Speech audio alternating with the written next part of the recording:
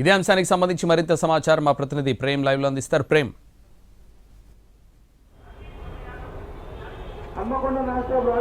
Thank you Santosh. గడిచిన 3 రోజులుగా కూడా హైదరాబాద్ లో ఉన్నటువంటి పబ్లిక్ అంతా కూడా పల్లెబాట పడుతున్నారు. సంక్రాంతి పండుగ సందర్భంగా నిన్నటి నుంచి కూడా రాష్ట్ర ప్రభుత్వం విద్యా సంస్థలకు సెలవులను కూడా ప్రకటించింది. అందులో భాగంగానే మొన్న సాయంత్రం నుంచి కూడా పబ్లిక్ అంతా కూడా అటు ఆంధ్ర కావచ్చు, తెలంగాణ వ్యాప్తంగా ఉన్నటువంటి ఊర్లకు కూడా ప్రయాణం చేసినటువంటి పరిస్థితులు కనిపిస్తుంది. ప్రస్తుతం మనం ఉప్పల్ దగ్గర ఉన్నటువంటి పరిస్థితులు కూడా చూడొచ్చు. పూర్తిగా అటు వరంగల్ కావచ్చు, అలాగే హన్మకొండ, అలాగే నర్సంపేట్, అలాగే దాంతో పాటు కూడా యాదాద్రి భువనగిరి జిల్లాకు సంబంధించినటువంటి ప్రాంతాలకు కూడా ప్రజలంతా కూడా ఇక్కడ నుంచి ప్రయాణం చేసినటువంటి పరిస్థితులు కనిపిస్తుంది. పూర్తిగా అంటే ఇప్పటికే అటు మొన్న సాయంత్రం నుంచి ప్రారంభమైనటువంటి ఈ రద్దీ అంతా కూడా ఈ రోజుకి కాస్త తగ్గినప్పటికీ కూడా ఇప్పటికే హైదరాబాద్ లో ఉన్నటువంటి సుమారుగా 35 లక్షల పైగా పబ్లిక్ అంతా కూడా ఇప్పటికే పల్లెబాట పట్టేటువంటి పరిస్థితులు కనిపిస్తుంది. అంతేకాదు దీనికి సంబంధించి ఆర్టీసీకి సంబంధించినటువంటి అధికారులు కూడా అవసరమైనటువంటి పూర్తి ఏర్పాట్లను కూడా చేశారు. ఎప్పట్లాగే రద్దీ ఎక్కువ ఉన్నటువంటి నేపథ్యంలో అటు తెలంగాణలో ఉన్నటువంటి అన్ని జిల్లాలకు కావచ్చు, అలాగే ఆంధ్రాకు సంబంధించినటువంటి కొన్ని ప్రాంతాలకు కూడా తెలంగాణ ఆర్టీసీ కూడా కొన్ని ప్రత్యేక బస్సులను కూడా ఏర్పాటు చేసింది. అంటే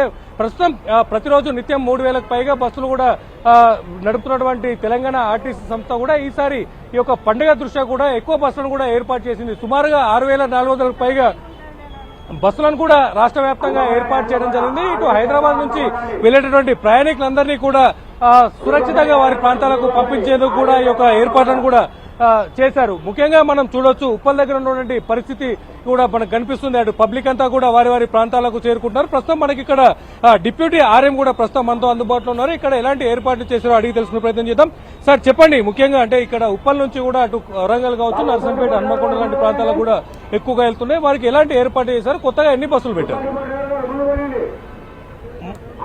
ముందుగా ప్రయాణికులందరికీ కూడా నూతన సంవత్సరం మరియు సంక్రాంతి శుభాకాంక్షలు. టీజీఎస్ఆర్టీసీ ఉప్పల్ క్రాస్ రోడ్స్ లో మేము టోటల్గా 600 బస్సులు ఇక్కడ ప్లాన్ చేశాము.